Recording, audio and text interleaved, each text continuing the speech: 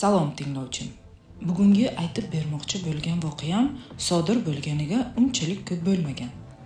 2018-yilning fevral oyida Kanadaning Toronto shahrida oddiy o't o'chiruvchi Deni Konstantinos Filipidos bilan ro'y bergan. U tog' chang'i kurortidan bedarak yo'qoldi. Dunyo bo'yicha kuniga minglab odamlar bedarak yo'qoladi. Lekin aynan uning voqeasi sirligi va g'alatiligi bilan butkul ajralib turadi. Deni oilali 2 nafar farzandning otasi edi. Bu voqea sodir bo'lgan paytda u 49 yoshda edi.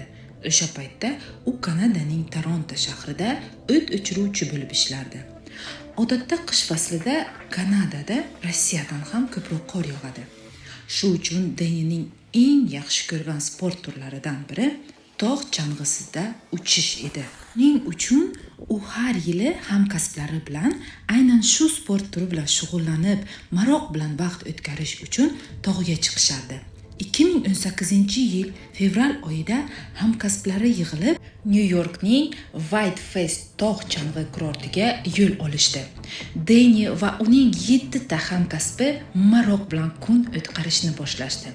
2018-yil 7 fevral kuni saharda 8 kishidan iborat guruh tog' cho'qqisiga chiqib, pastga chang'i bilan tushishga qaror qilishdi. Taxminan 14:30larda Denining do'stlari otelga qaytishga qaror qilishdi. Deni ham tushlikka tushmoqchi edi, lekin havo yaxshiligini ko'rib, 1-2 chang'ida uchib keyin kirishini aytdi. Oqibatda hamma do'stlari otelga qaytishdi. Biroq Deni na 1 soatdan keyin, na kechki tushlikkacha qaytib kelmadi. Chang'i tepaliklari tunga qarab birma-bir yopilishni boshlagach, Denining do'stlari rostakamiga sarosimaga tushishni boshlashdi. Denini to'xtagan nomerida uning hamma kiyim-kechaklari hamda hujjatlari turardi. Otel parkovkasida esa uning qor bilan qoplangan mashinasi joyida edi. Do'stlari hujjatlarsiz va mashinasiz Deni hech qayerga keta olmasligini anglab yetishdi va darhol politsiyaga murojaat qilishdi. Politsiya vaziyatni o'z qo'liga olib, darhol vertolyotlar va chang'i mashinalarida tog'ni izlay boshlashdi. Tun yarmida tog'da havo yomon tarafga o'zgarishni boshladi. 30-40 kilometr tezlikda shamol boshlanib, qor yog'ishni boshlagan edi. Politsiya havoning yomonligiga qaramay izlashni ertalabgacha to'xtatishmadi. Ular Deni tog'da qolib ketgan bo'lsa, muzlashdan halok bo'lishidan qo'rqishardi. Bu orada do'stlari Deni bedarak yo'qolganini oila a'zolariga yetkazishdi. Kecha kunduz oila a'zolari Denining topishlari uchun duoda bo'lishdi. Aynan shu paytda voqeamizning eng sirli, qiziq va g'alati nuqtasiga yetib keldik. Bir necha kundan so'ng Denining uyida telefon jiringladi. Ayoli telefonni ko'tarib Denining ovozini eshitdi. U qayta "Men Deniman, juda ham charchadim. Bir necha kundan buyon hech narsa yemadim. Holsizman. Iltimos, meni topinglar" deyardi. Ayoli darhol qo'ng'iroqni politsiya bilan uladi va politsiya xodimlari uning hozir qayerda ekanligini aytishini so'rashdi. Deni esa telefonda yig'lardi. Qayerda ekanligini bilmas edi. Politsiya darhol Sputnik yordamida telefon qayerdan signal berayotganini ko'rib hayratda qolishdi. Signal Kaliforniya shtatining Sakramento tog' yonbag'irlaridan kelayotgan edi.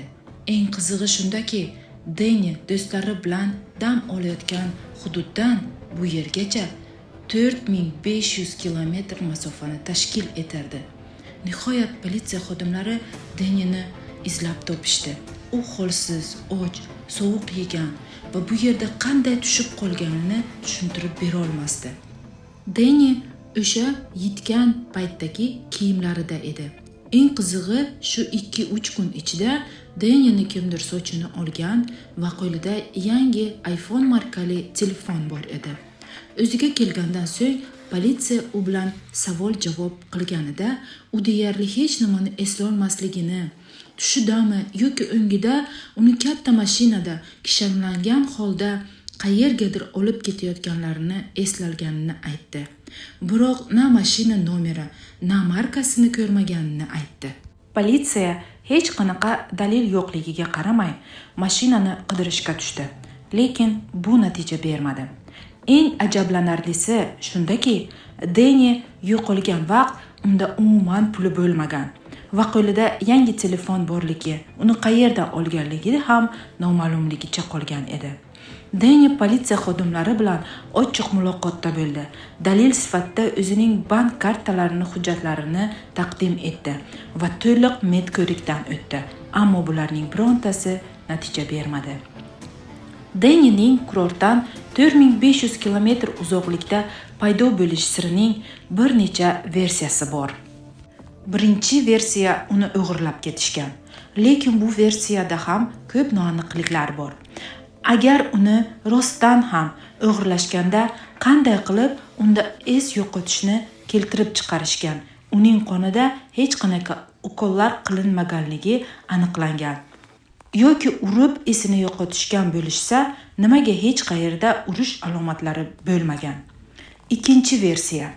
Deni o'sha kuni yiqilgan va boshi bilan urilib, amneziya orqali es yo'qotgan va o'zi bilmagan holda Sakramento shahriga kelib qolgan. Lekin bu versiyaning ham savollari juda ko'p.